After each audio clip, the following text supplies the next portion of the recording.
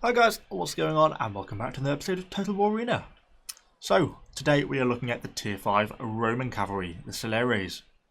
So we just had, last weekend it was the Roman weekend, which meant there's a discount on the cavalry. So, using a combination of sort of free experience and stuff, I managed to quickly grind my way up through the Hastati just to quickly get these guys, since it seemed a good opportunity to do it while they were cheap on experience. So I've not got the full upgraded. I happen to have the greaves and some of the body armor, which I suspect I obviously must have just carried over from some of the other Roman units, which is handy.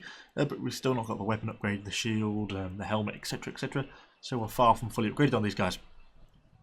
And to top that off, Scipio is not really perfect either, because I've sort of just had to sneakily sort of free XP him up to get into tier 5. So it means I've not got many of his abilities properly upgraded either. But we're still going to give this one a go. So I played these quite extensively in the closed beta. I got up to the tier 8, which was the Italian noble cavalry, and I really enjoyed them. I found them to be pretty decent cavalry. Although, sort of reading around on the Reddit and some of the Discord forums, people don't seem to really get on with them all that well. I think they find them slow, and they don't have the most amazing charge ever. So they kind of find them to sort of be, a bit of a jack of all trades but master of none sort of thing, and therefore struggle on the battlefield.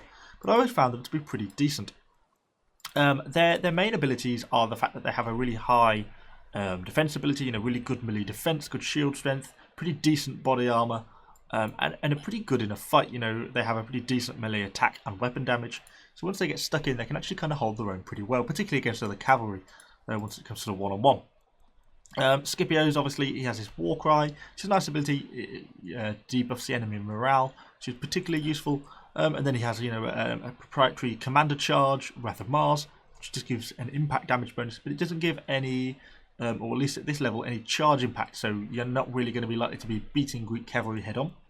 And obviously the famous one, Oath of Perseverance, gives him that massive sort of defense increase, basically, as well as gives him a really high boost to morale, which makes him almost unroutable, really. You've not got a lot of choice when it comes to consumables. You've only got 4 options. So basically increased armor. With these two, one with increased armor and melee defense, and one with increased armor and shield armor. If you're going to do one of these two, then you might as well do the drill sergeant, because you at least get the +5 melee defense, which, when combined with Oath of Perseverance, which gives the percentage increase to melee defense, kind of makes these two sort of at least a reasonable combination. Or you've got sort of the more attack front. Melee attack with weapon damage, or melee attack with impact damage. Well, these cavalry, their main thing is their ability to charge, so I'd rather capitalise on that more than any of those. I wish there was one that gave a movement speed bonus. If there was, I'd certainly be taking that, because I could certainly use it, but unfortunately there isn't, so we'll have to make do with what we've got. And finally, they have a Vicious Strikes. It's just a basic ability, 10% melee weapon damage. Kind of is what it is. No reason not to use it, just pop it when you get into combat, unless you're planning on getting out really quickly, because you do get that movement speed penalty for 8 seconds after it's over. Okay, so enough sort of rambling. Let's hop into a battle and see how we get on. So, we have just loaded in to the new map on Oasis. So yes, let's see how we get on with these guys. What have we got in terms of tiers? Looks like we're some tier 6s. Looks like we're mostly in a tier 6 game. A few tier 5s, or odd tier 4 down there. Oh, and a tier 4 there. Okay, there's a few tier 4s kicking around. Hopefully the enemy also has some tier 4s on their team. So I'm just going to play a little bit careful then, because we don't want to get caught into a fight we don't really need to.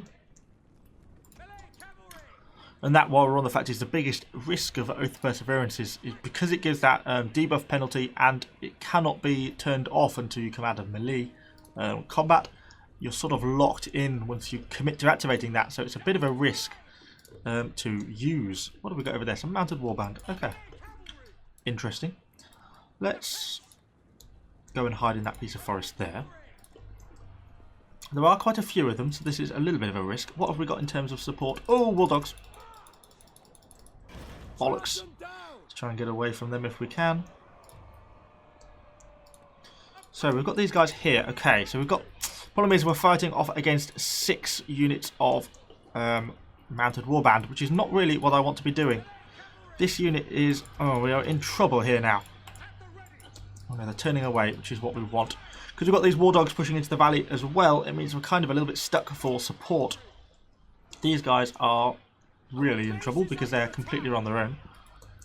And we've got an AFK elephant, which isn't particularly helpful.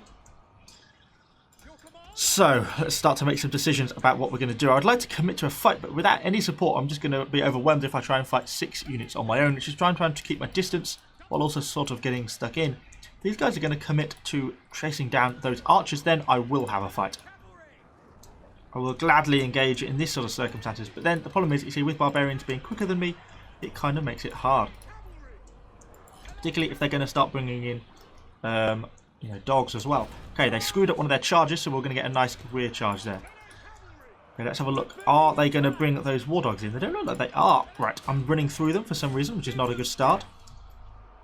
Our base is under attack. You come up, start to bring around for a bit more support. Let's get a rear flank and get a vicious strikes on. Bring in our 3rd unit. It looks like they're trying to pull themselves out of the fight, which is obviously understandable. I can see why.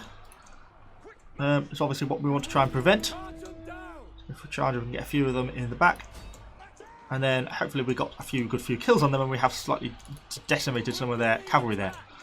But now we've got to worry about our base, which is heavily under attack. Who is closest to having a charge back? You are. So let's send you around that way.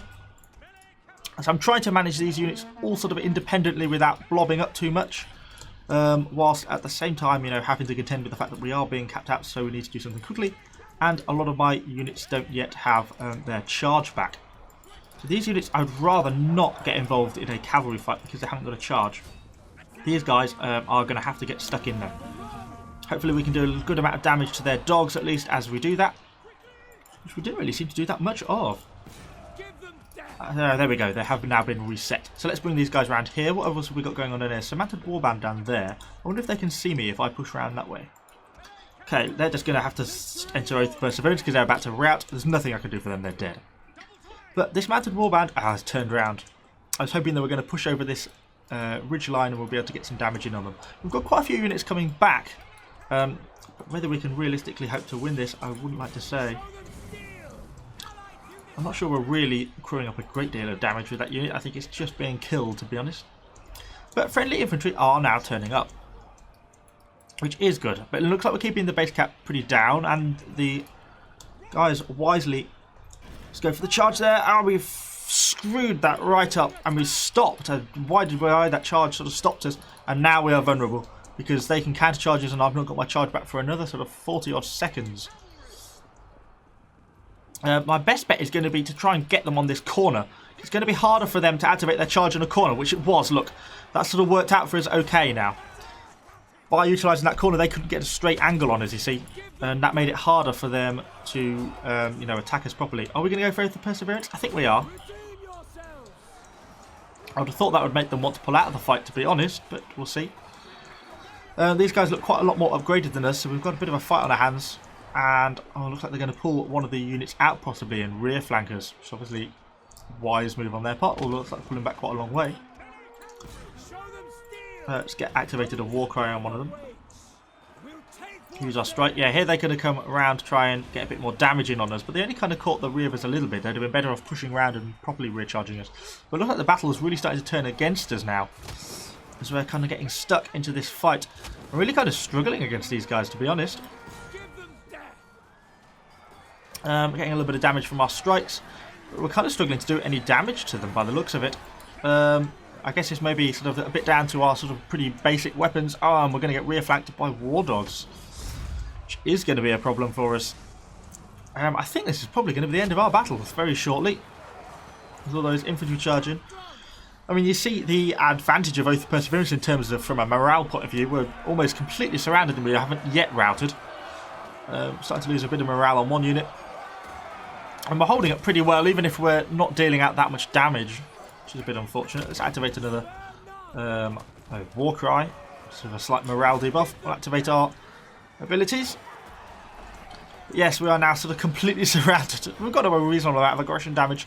Hopefully, at least highlights the sort of benefit of Oath of Perseverance and how effective these Romans can be in that sense. Oath of Perseverance is still activated. We're being left flanked there. Elephants have turned up to lend a little bit of support, which is nice. Let's try and keep some of these guys engaged. At least get as much damage as we can as they try and retreat. We can at least get some reasonable damage on them there. Look now as they're trying to run away because some of their units got sort of caught up in amongst us. Obviously I'm very slow because I'm in Oath to Perseverance mode with one of the units still.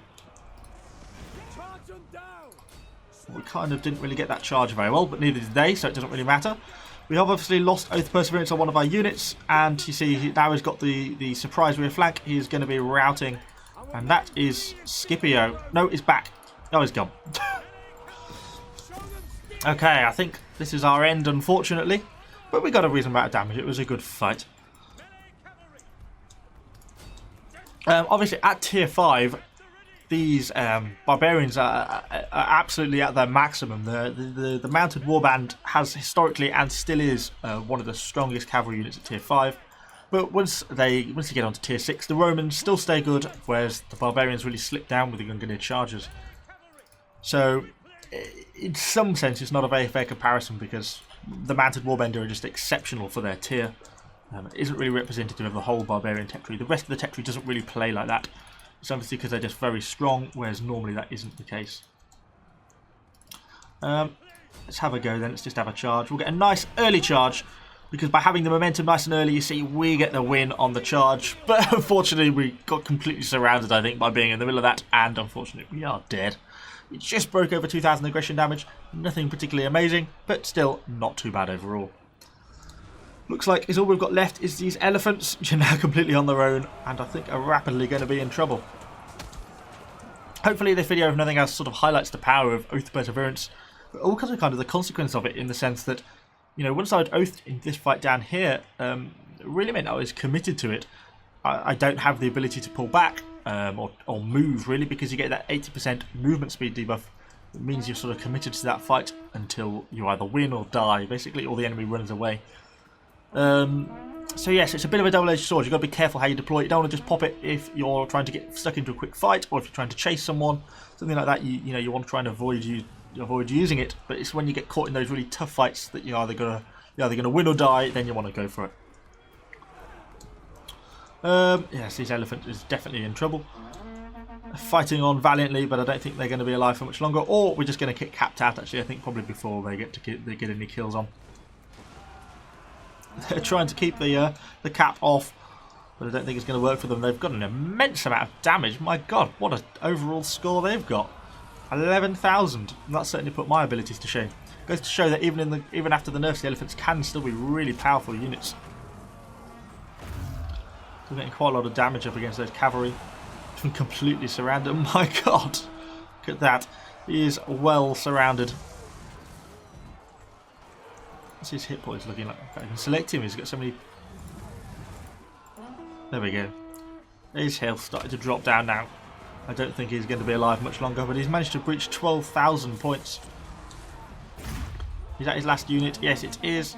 And there he goes, and it is game over. So hopefully that gave you a bit of an idea of what the Romans are all about. I'm certainly going to be heading down this tech tree a bit more. I did really enjoy it when I was in closed beta. I find they get better and better. The Equites are pretty good. The Legionary Cavalry at tier 7 was absolutely excellent. So yeah, I think it's quite a lot to look forward to with this line. And I can sort of recommend it as a cavalry tree. So thanks for watching, guys. Hopefully you've enjoyed the video. If you have, please give it a like. Subscribe for more Total War Arena content. And thanks, guys. I shall see you all on the next video.